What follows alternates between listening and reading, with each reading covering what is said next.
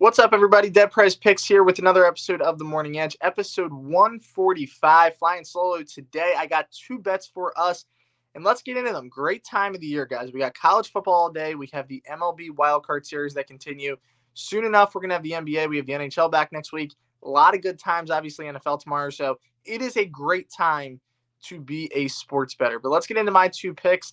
First, I'm going to kick us off with my baseball pick. You guys know I'm a diehard Philly fan here, but I'm not betting bias. People called it yesterday, a little bit of bias, but they came through, so I was able to silence those critics. Wild game, though. Honestly, when it got to that ninth inning, I had no faith. Down 2-0, the bats were silent all day. You have one of the best closers in the game, and then all hell broke loose for St. Louis. But that is a brutal loss, and I think that's going to be too difficult for them to come back from. You burn your best arm there at the end of the game. So I don't think I'll be available tonight, even though how bad he was yesterday. I mean, this is a guy who's been one of the best closers in baseball this season, but it is a demoralizing loss to be ahead 2-0.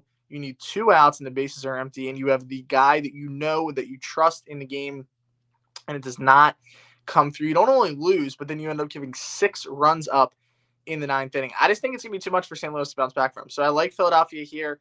Also, pitching-wise, I think they hold a advantage with Aaron Nola. Mikolas has been good this year, but when Nola's on, he's an ace. He looked really sharp against Houston last week for Philadelphia, and that was a high-leverage spot. I mean, if they lose that game, they're not in the playoffs. So he was able to come in. I mean, the thing with the Phillies, and the reason I liked them coming into this series, every game at the end of the season was a playoff game.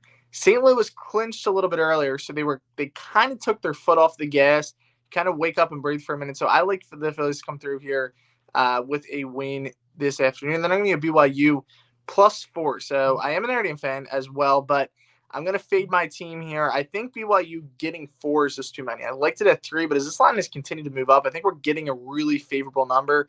They do have the number next to them. They are the better team nationally. But then you look at a line like this, and it can be a little bit of a trap line. But actually, the public is on Notre Dame, which actually surprised me a little bit. But BYU gets their top 2 receivers back. It's been tough to get those guys on the field together.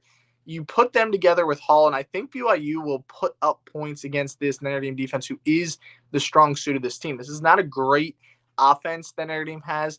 They are on their second quarterback, as we know. So I question if they're going to be able to put up enough points kind of to hang with BYU. The thing that's going to be tough for BYU is the environment, but this is a team that has a lot of veteran guys. They should be able to handle this, and if you want that national respect that BYU has been asking for, you have to go in and win these kind of games in South Bend. So I think BYU comes out. I think they play a strong game, could win it outright. I'd sprinkle that money line, but I'm going to be safe and take the points.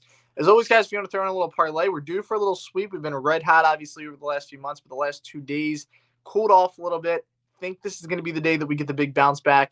So let's cash in these 2 bets. BYU +4, Phillies money line -115. This was the Morning Edge, guys. I'll be back here tomorrow morning for NFL Sunday. Hope you all have a fantastic day, and let's cash in.